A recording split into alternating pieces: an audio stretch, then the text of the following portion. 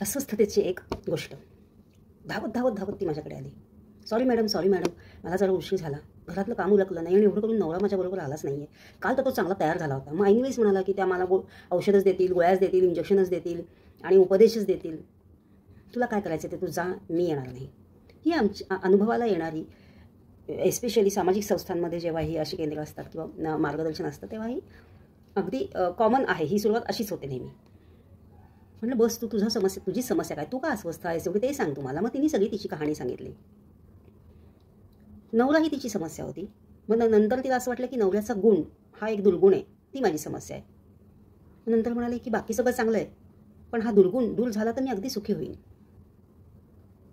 मग नंतर तिला वाटायला लागलं की त्या दुर्गुणाकडे जर मी थोडं दुर्लक्ष केलं तर तो सुसह्य आहे. आणखीन मी माझं रुटीन व्यवस्थित चालू ठेवते आहे.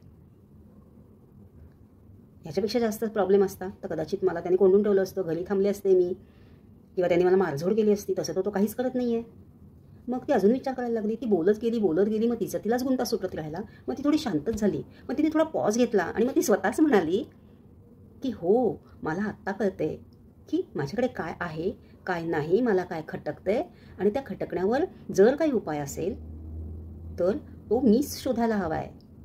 नेहमीच दुसऱ्यानेच सुधारलं तरच मी सुखी होईन, किंवा रादर हे चुकीचंच आहे. मुळात आहे ती परिस्थिती ॲक्सेप्ट करणं शांतपणे, ती आणि त्याच्यानंतर तिला फेस करणं, तिच्या सकट जगणं किंवा तिला दूर करणं, हे सगळे टप्पेच आहेत मुळात.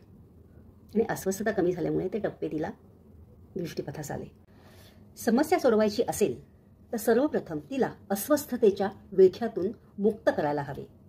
अल्बर्ट एलिस फार मोठं महान तत्त्व त्यांनी जी काही सांगितलीत त्यातलं माझं सगळ्यात आवडतं हे वाक्य आहे आणि अनुभवात पण आहे. आपल्या सगळ्यांच्याच अनुभवात आहे. आपण ते थोडंसं आज डिटेलमध्ये पाहूयात की आपल्याला जेव्हा एखादी समस्या आहे असे वाटते तेव्हा ती समस्येचाच आपण जास्त विचार करतो. ती सोडवता कशी येईल हे बघता बघता त्याच्यातल्या अडचणीचा हायलाईट व्हायला लागल्या. कारण आपण समस्येकडे बऱ्याचदा निगेटिव्हली बघत असतो. तुमचं मन जर वीक असेल तर ते निगेटिव्हलीच बघतं, जर ते स्टेबल असेल तर ते आहे तसंच बघतं, आणि जर स्ट्रॉंग असेल तर ते त्याच्यात अपॉर्च्युनिटी शोधतं असं मला वाटतं. त्यामुळे समस्या सोडवण्यासाठीचा आधीचा पहिली पायरी हीच आहे की तुम्ही प्रथम तुमची अस्वस्थता शांत करा. मुळात ठीक आहे, समस्या आहे, मला ती सोडवायची आहे. तुमचं एकदाची अस्वस्थता आली की अख्ख्या कुटुंबामध्ये, आज भोवतालच्या परिस्थितीमध्ये, तुमच्या करिअरमध्ये, तुमच्या कॉन्सन्ट्रेशनमध्ये, तुम्ही लहान असाल तर अभ्यासामध्ये, तुम्हाला व्यवस्थित खाणं पिणं डायजेशन सगळ्यावरच परिणाम होतो. अल्बर्ट एलिसचं हे पहिलं तत्त्व म्हणूनच खूप महत्त्वाचं आहे. पहिल्यांदा शांत व्हा.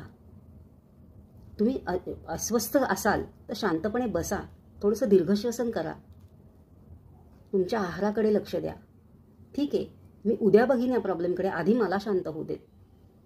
घाई करून घाईकुतीला येऊन तर कधीच प्रॉब्लेम सुटत नाही. आणि समुपदेशकाकडे गेल्यानंतर तुम्हाला समुपदेशक नेमकं सांगतो आणि दाखवून देतो की तो स्वतः दाखवतच नाही, तुम्हालाच तो कसं कळेल की ती नक्की समस्या किती गंभीर आहे, नक्की कोणती आहे, आणि तुमचे प्लस पॉईंट मायनस पॉईंट कुठले आहेत, आणि तुम्ही त्याच्यातनं त्याला गृहीत धरून कसा मार्ग काढू शकाल. आणि म्हणून ते सोपं जातं. आणि म्हणूनच कुठलीही लाज न बाळगता अस्वस्थ असाल आणि तुम्हाला मार्ग सुचत नसेल तर वेळीच मानसोपचार घ्या आणि आपल्या समस्या सोडवा. धन्यवाद.